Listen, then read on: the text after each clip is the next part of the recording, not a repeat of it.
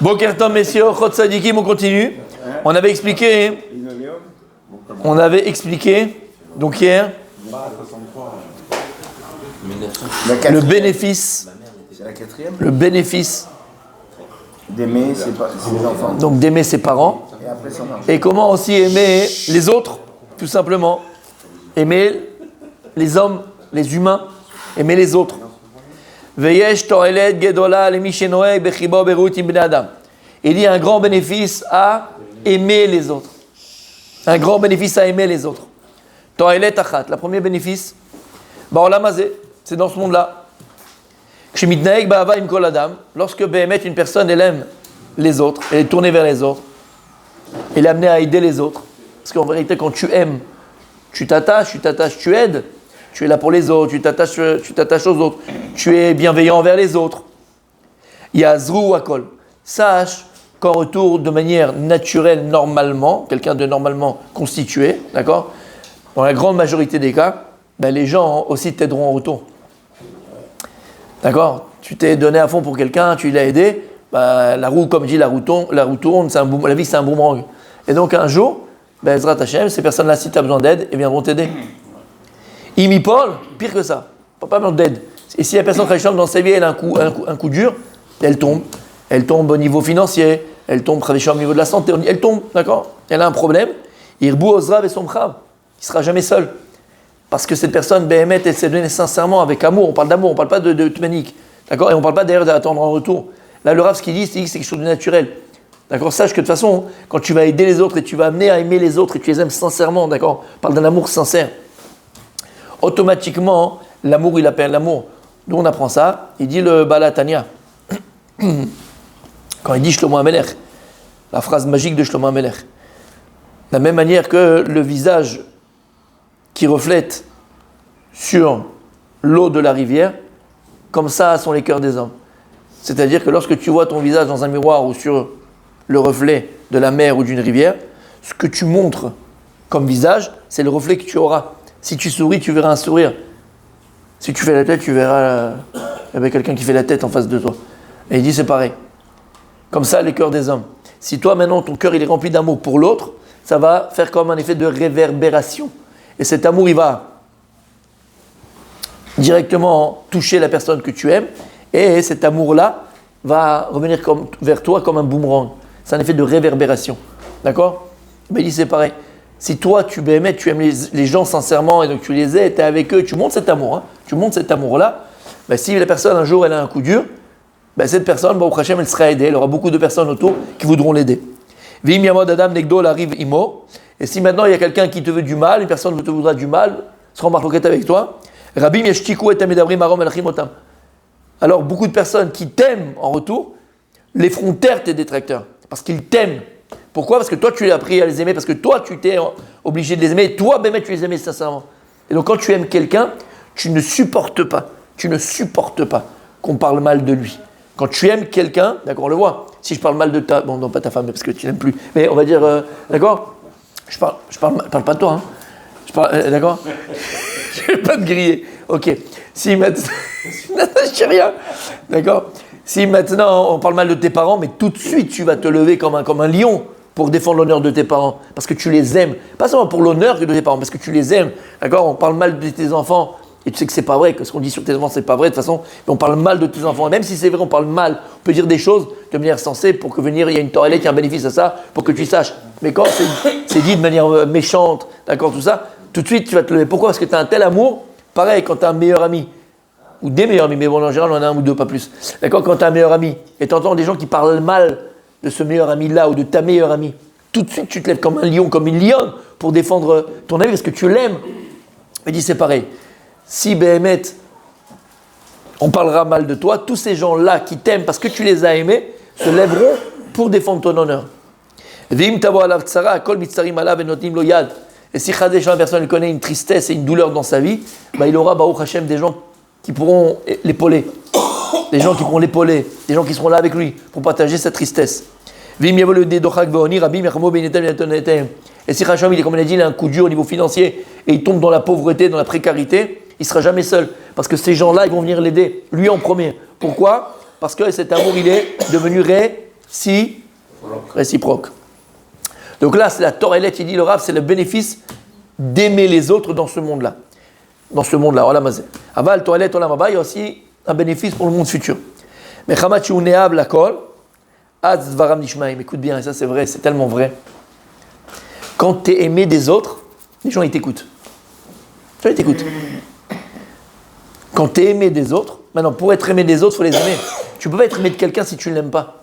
Et quelqu'un qui se sent aimé véritablement,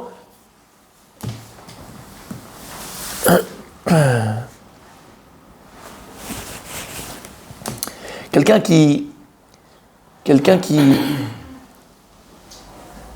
se sent aimé de manière inconditionnelle en fait. Ce véritable amour, c'est aimer la personne pour ce qu'elle est. C'est pas facile. C'est pas facile. Parce qu'il y a forcément des choses que chez l'autre tu ne supportes pas, ou que tu n'aimes pas, ou que te dérange. Forcément, ça n'existe pas, même chez notre épouse, même chez ton mari, même chez qui tu veux. En malas, même chez ton roi d'ailleurs. Il y a des choses que tu... Bon, ça, non, ça, je sais pas, ouais, d'accord. Tes enfants, pareil. Ça, on arrive à ça quand on arrive à aimer de manière inconditionnelle. Donc, qui peut me donner l'exemple même d'un amour inconditionnel? Les enfants, parents-enfants. Parfois non. Parfois non. Ça devrait être comme ça, mais parfois non. Parfois non. Qui peut me donner?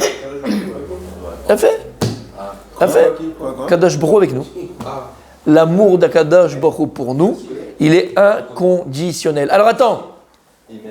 Que Rachamim. Attends. Parce que Rabbi Rachamim, on peut pas lui dire des choses et puis comme ça sans appui, tu vois. D'où tu sais que ce que je dis c'est vrai. D'où maintenant tu peux montrer de la Torah que Behemet Akadosh Baruch Hu, il nous aime de manière inconditionnelle. Ce que je vais dire maintenant, est-ce qu'on va voir maintenant, ça ne veut pas dire qu'on peut faire ce qu'on veut. Chaz v'sham. C'est-à-dire que tout est, alors c'est porte ouverte à n'importe quoi, ton régime même. C'est pas ça qu'on est en train de dire. Parce que, en malas, il y a des choses que tu vas faire. Non. Ce qu'on dit maintenant, c'est que malgré tout, Kadosh Baruch Hu, il nous aime de manière inconditionnelle, éternellement. D'où on apprend ça? D'où on voit ça de la Torah? De la Torah. C'est vrai que ça arrive dans la Torah. Non. Dans la Torah. Pas le Nach, la Torah. Pas le Tanakh, la Torah. Je vous l'ai déjà ramené, on l'a déjà vu ensemble. Donc c'est pour ça que je me permets de vous le poser la question. Où on voit caché. Il nous aime de manière inconditionnelle, monsieur. Inconditionnelle. Pour un événement, ça prend un événement. Ça a eu lieu dans un événement, mais c'est pas. Tu sais, c'est La promesse qu'il a fait avant. Ah, le Matan Torah. Non, ici en Israël. La mer Rouge. Après le Maboul, il a dit qu'il. Non. Pas juste, Bon, on va aller plus allez. Parashat Balak. Ah, ok, parce qu'on s'occupait pas de. On était. Ouais, on n'était pas focusé. Et en fait, que Bilam, il s'occupait de nous comme un. Il cherchait le moment. Ah non, on est montagne. Ma tovu alecha Israël. Elle est belle ou pas? Ouais. Il a fait, mais c'est pas ça. Nous? Comme un enfant qui est dans les bras de son père pendant la il s'apercevait même pas des dangers. On était tranquille, il s'apercevait pas que. C'est là-bas dans les brachot. Dans les brachot qu'il a fait Bilam. Parce qu'il savait qu'il y avait un moment. Ma tovu alecha Israël b'jotecha. Yaakov. L'inverse. Et à la fin, comment il s'appelle le pasouk? Utroat melech. On a des lecteurs. Utroat melech bo. Utroat melech bo. D'accord? Tu peux amener un chumash, mon tzadik? Mechila.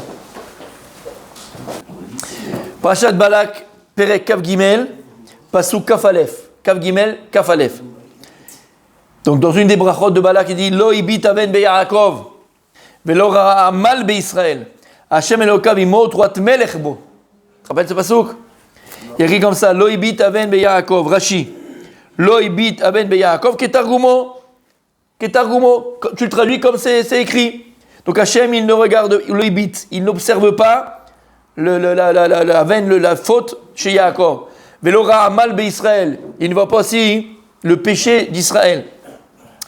Hachem Elokavimo. Hachem, l'Éternel, est avec lui. Ou Troat Melerbo.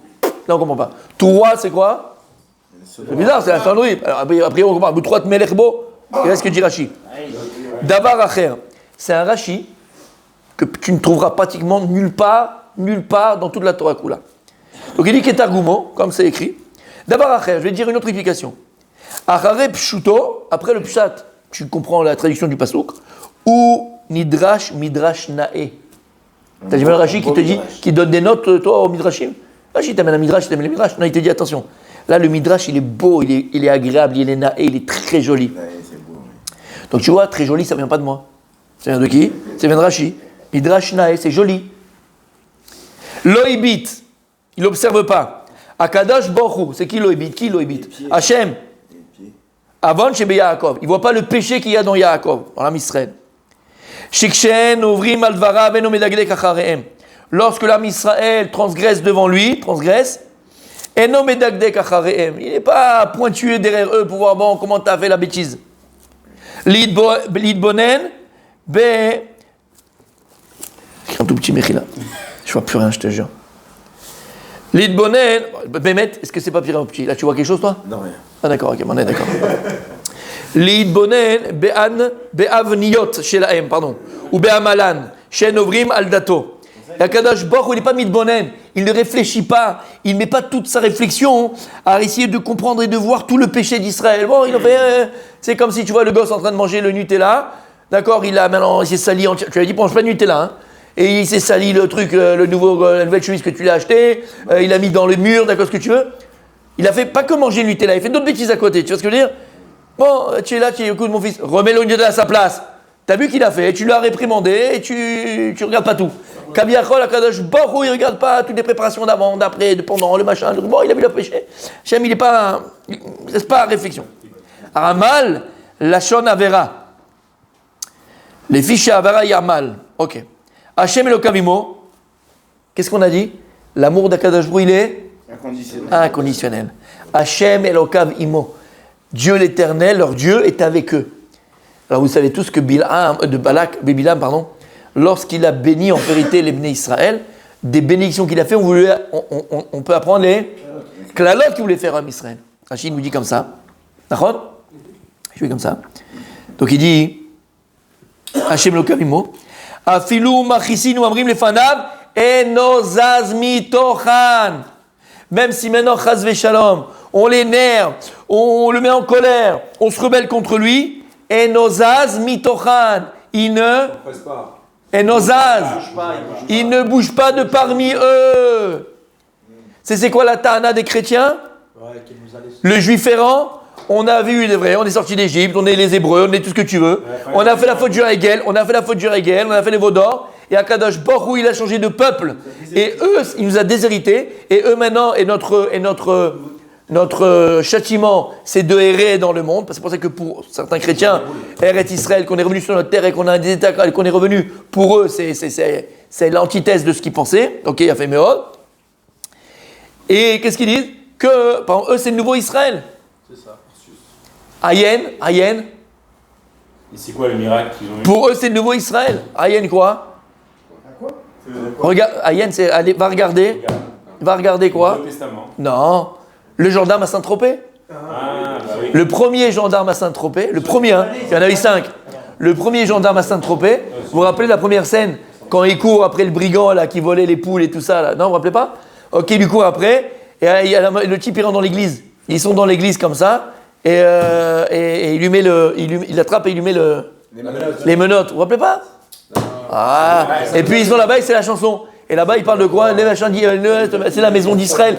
Il parle comme ça, c'est la maison d'Israël. L'église, pour eux, c'est la maison d'Israël. C'est la maison. Ils font un télim, tu vois. En français, vous vous rappelez pas? Il faut sortir, mes amis. Il faut sortir. 1966. 1962, le premier. 1962. 1962? Ok.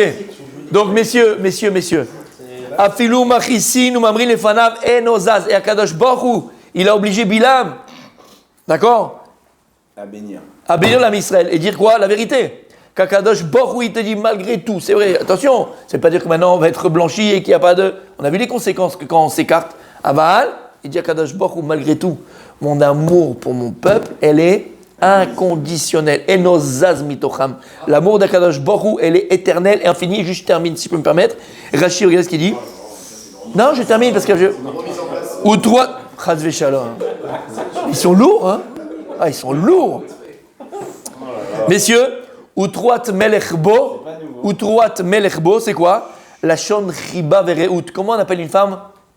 Ra'ayato. Ra'ayati, Ra'ayato, sa femme. Ça va de Re'im, Aouvim. C'est que Utruat Melechbo, il dit Rashi, la shon chiba vereut, c'est de l'amour et du chérissement. Oev vidou le mareou. Et donc, Akadosh Baruch Hu, il nous chérit. Enozaz mitocham. Lorsqu'il vient, il dit Bil'am, que Akadosh Baruch Hu, malgré qu'on l'énerve des fois, malgré qu'on se rebelle contre lui des fois, chaz v'shalom, abal enozaz mitocham. Mitocham ve mitocha.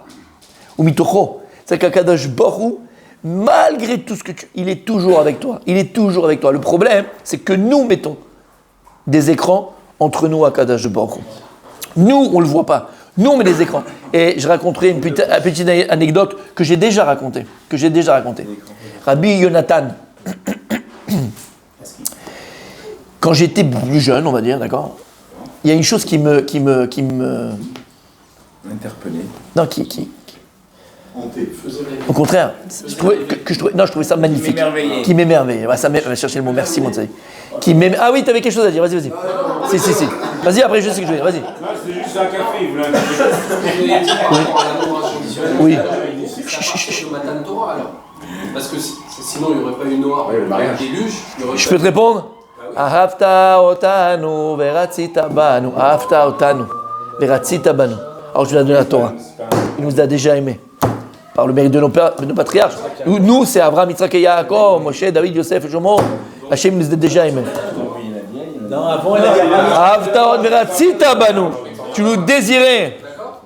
Comme toi, quand tu étais amoureux de ta femme. Tu te rappelles? Yachasra, oui. Comment? C'est pas avant, ça. Non, on parle d'Israël, on ne parle pas du déluge, on parle d'Israël. Il parle pas de... Pas après Matan Torah, à partir d'Abraham Avinu. Avta otanu. Oui, donc il y a une chose, Rabbi Jonathan, qui m'émerveillait, Bémet qui m'émerveillait. Et c'est qu'il dit, la première Torah de Rabbi Nachman, il ne faut jamais l'oublier. La première Torah de Rabbi Nachman, c'est quoi, hein?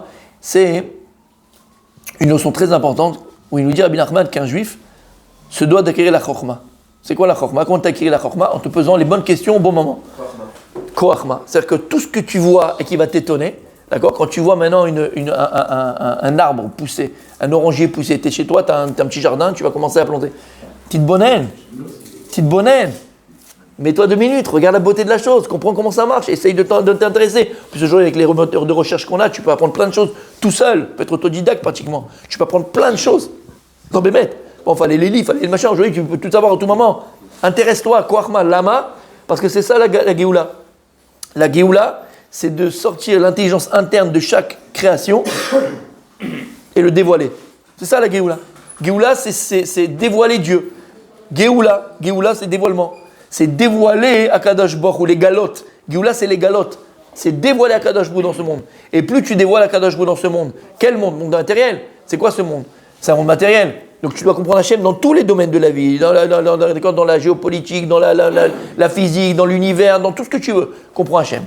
Et donc, pour revenir à nos moutons, quand j'ai dit quelque chose qui m'émerveillait, quand on partait de France en Israël, d'accord? Quand tu étais dans l'avion, alors très souvent en Paris c'est sous la pluie, c'est gris, c'est obscur, c'est Paris quoi. Et très souvent, je me rappellerai toujours, on est sur le tarmac comme ça, vous arrivez aussi jusqu'à aujourd'hui, tu es sur le tarmac comme ça, l'avion va bientôt décoller, il pleut, il fait gris, il fait pas beau, c'est machin, t'as la rasrat, c'est Paris quoi, d'accord, bref. Rasrat de Paris, je ne sais même pas t'imaginer à quel point. Bref, d'accord? Oui, je sais. Non mais ils le savent, ils le vivent le meshkin. Franchement, ils le vivent, c'est vrai, il y a beaucoup de juifs qui vont à Cannes, qui vont à Nice, qui vont à machin. Franchement, tu as une vie un peu plus, je pense, ensoleillée. Bref, l'homme est chané. En tout cas, l'avion, il décolle. Oui. On va avoir un bureau de tourisme. Exactement. Non, je l'appelais Hakuna Matata. Pour amener des clients. Et donc, écoutez bien. Donc, t'es comme ça, et tout d'un coup, l'avion il commence à décoller, t'es encore sur le grisaille, les nuages ils sont là, t'as l'impression qu'ils vont tomber sur ta tête, ils dépassent les nuages, mais ça dure 2 minutes. Il est au-dessus des nuages, t'es encore à Paris, quoi, t'es encore là-bas, t'es encore au moment. Et tout d'un coup, tu vois tout bleu. En bas, c'est tout gris, là, c'est tout bleu. Le soleil est là. Et enfin, je dis quelque chose d'extraordinaire. Enfin, c'est personnel, je ne vais pas donner de notes à ce que je dis, mais voilà, c'est compris. En tout cas, moi, j'ai appris quelque chose de magnifique. En fait, quand on est en bas, là, nous, il y a les nuages, ça fait gris, machin. Tu penses vraiment que le soleil a disparu, que le soleil n'est pas là, il n'y a rien qui est clair. D'accord ou pas? Mais en vérité, le soleil, il est à la même place, lui, il n'a pas bougé. Qu'est-ce qui fait que tu n'as pas les rayons du soleil, que tu ne profites pas de la lumière de la soleil? C'est les nuages qui font écran entre toi et le soleil. Les Avdil. Si on pourrait imager un petit peu l'amour d'Akadosh Borou, la lumière d'Akadosh Borou par rapport à nous, c'est comme le soleil. C'est éternel, c'est infini. Akadosh Borou, il est toujours là. Des fois, on ne le ressent pas dans la vie. Pourquoi? Parce que malheureusement, on a mis des écrans entre nous. On a créé des nuages. On a créé l'obscurité. Mais Akadosh Borou, il est juste au-dessus des nuages. Il est là, lui, il est là, il n'a pas bougé. Akadosh Borou, il nous aime inconditionnellement. Et si on se lève le matin et on sait ça, on a compris ce que je veux dire par là. On s'efforcera d'éviter de créer la tempête, de créer l'obscurité, de créer les nuages. Parce que la lumière d'Hachem, la bracha d'Hachem, la lumière d'Hachem, elle est là, elle est éternelle, elle est infinie. Je t'aime. Peace. Ça devient un peu évangéliste. Tiens, ouais. Tiens, allez, tous ensemble, on se lève. Alléluia. Alléluia, vas-y. Oh, happy day. Ah, ça a mal tourné cette histoire. Allez. Ça va finir en sec, là. C'est pas un jeu. Ah, il s'est envolé là. Allez. On continue. Inconditionnel. Veillez, donc il a dit, donc pourquoi je disais ça, il a fait après on parlait de ça. Mais c'est très important. Parce que quand quelqu'un se sent aimé de manière inconditionnelle, il est prêt à écouter l'autre. Parce que la personne, elle sait que tout ce que tu vas lui dire, c'est vraiment pour son bien. Tu n'attends rien en retour. Parce que c'est pas quelqu'un qui essaie de me changer, c'est pas quelqu'un qui pense à me changer, c'est pas quelqu'un. Il m'aime pour ce que je suis, comme je suis. Donc en fait, quand il me parle, comme il me donne des conseils, je sais que c'est vraiment pour moi. Et donc ce qu'il dit, quelqu'un qui aime les autres, tu vas pouvoir avoir une influence spirituelle, positive sur eux. Pourquoi? Parce qu'ils vont t'écouter. Dvarav nishma'im. Et donc tu pourras réprimander de manière positive, bien sûr. Les gens, leur parler, les faire revenir vers la Torah. Lama ki aneshim ohavim otra. Lama ki ata ohev otam. Ki ata ohev otam be'emet. Az ohavim otra. Shomim otra. Vegam mitoch hava yamod beshalom mimakol. Ça va, tout de suite, quand je pense à ça, tout de suite. Quand je dis ça et je pense à quelqu'un, je pense tout de suite au Rav Chaikin. C'était les 80 ans de la yeshiva d'Extréma. Rav Chaikin, celui qui l'a connu, il parlait pas très très bien le français, hein, du tout même. Il avait quelques mots, il parlait pas du tout le français. C'est un peu comme le Chavetz Chaim. C'était son maître. Donc les chats font pas des... D'accord? L'arbre, le fruit ne tombe pas trop loin de l'arbre. Vous savez l'histoire avec le Chavetz Chaim? Une fois, il y avait un bachou à la yeshiva qui commençait à ne plus faire Shabbat. Il arrêtait de faire Shabbat. Vous connaissez l'histoire, elle est connue. Il arrêtait de faire Shabbat. Et tout au début, il partait en cacahuète un peu, après il faisait plus Shabbat, il fumait Shabbat. Le Chavetz Chaim, il a dit appelez-le, moi, qui vient de me voir. Il ne voulait pas le voir le Chavetz Chaim, il avait honte. Non, il avait honte. À la fin, il a insisté. Tout le monde dit attends, le Chavetz Chaim, on va lui faire. Il est parti le voir. Fumait Shabbat. Il est parti le voir. Lui, il pensait, il va dire bon, je vais me faire éclater, je vais me faire coup de tête à la Zidane. Hein. Il s'est assis, il a fait asseoir. Il n'a pas ouvert la bouche. Lui, il a dit bienvenue. Il a dit Zuba Khaba. Il s'est assis à côté de lui. Il l'a regardé. Ils étaient face à face de l'autre. Il lui a pris sa main, très fort, avec beaucoup d'amour dans sa main. Il a pleuré Shabbat. Et il a commencé à le regarder comme ça. Il se balançait un peu. Il commençait des larmes à couler. Et pas un mot il est sorti de la bouche de Chavetz Chaim. Il s'est mis à pleurer. Et les larmes, il coulaient sur la main de l'autre comme ça. Il était comme ça. Après un quart d'heure, l'autre, il n'en pouvait plus. Il a dit ok, je fais Shabbat. D'accord? Laisse-moi. J'en fais 2 la semaine prochaine.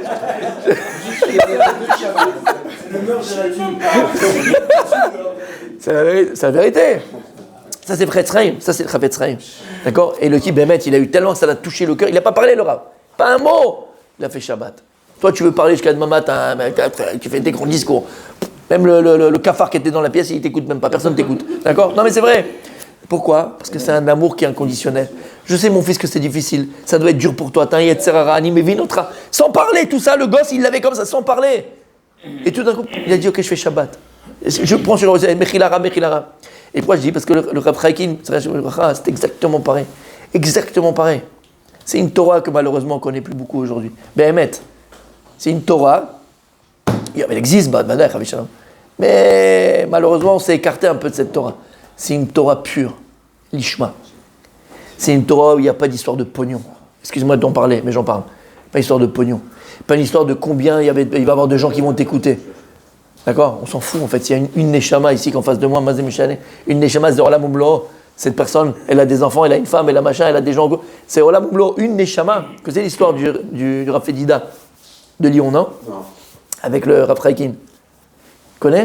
Non, ça ne connaît. Toi, tu connais pas. Je suis déçu. Il y avait un Rav, il avait étudié à l'Yeshiva, tout ça, après il est devenu, voilà, Baruch Hashem. Et je parle de ça il y a 70 ans, 80 ans, tu imagines 70 ans, d'accord?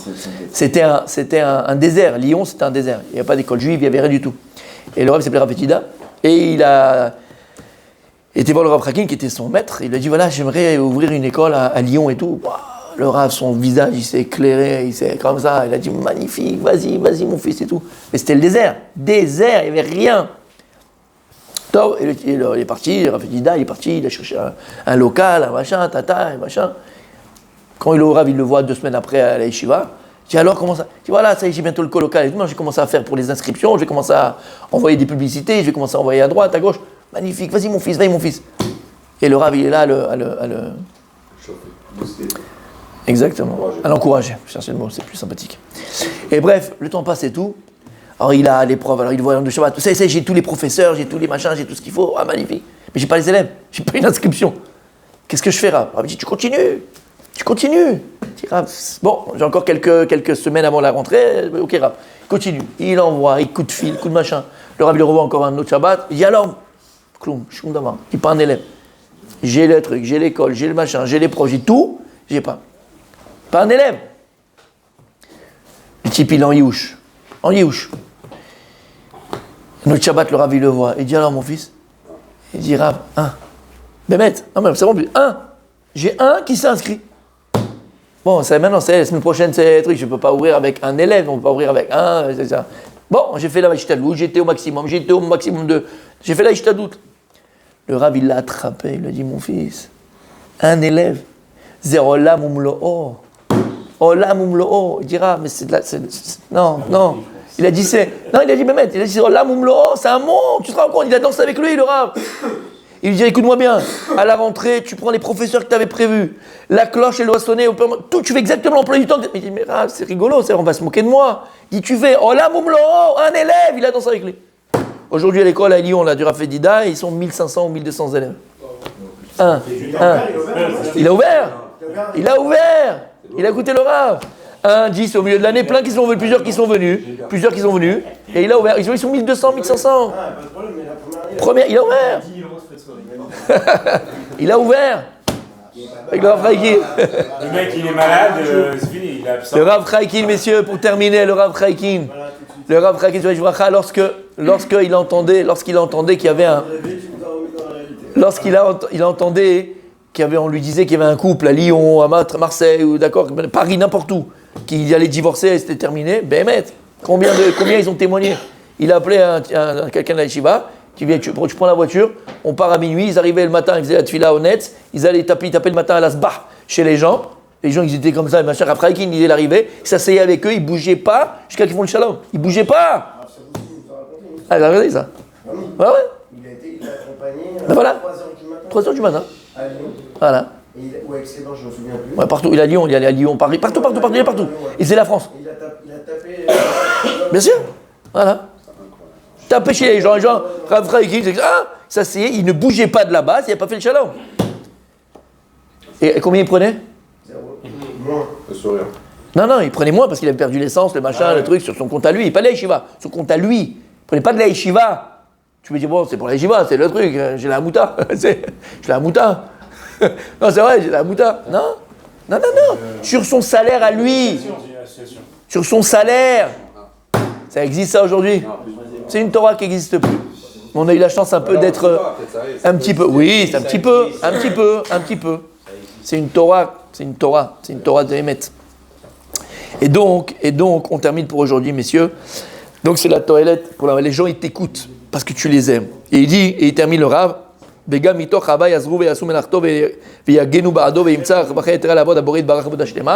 toi, si les gens, tu les aimes et ils t'aiment, alors ils vont t'aider. Et toi, tu auras plus de temps, par exemple, pour pouvoir étudier. Parce que quand ils voient que toi, l'étude, c'est important pour toi, tu sais quoi, vas-y, va étudier, moi, je m'occupe de ça. Va étudier, moi, je ferai ta place. Va étudier,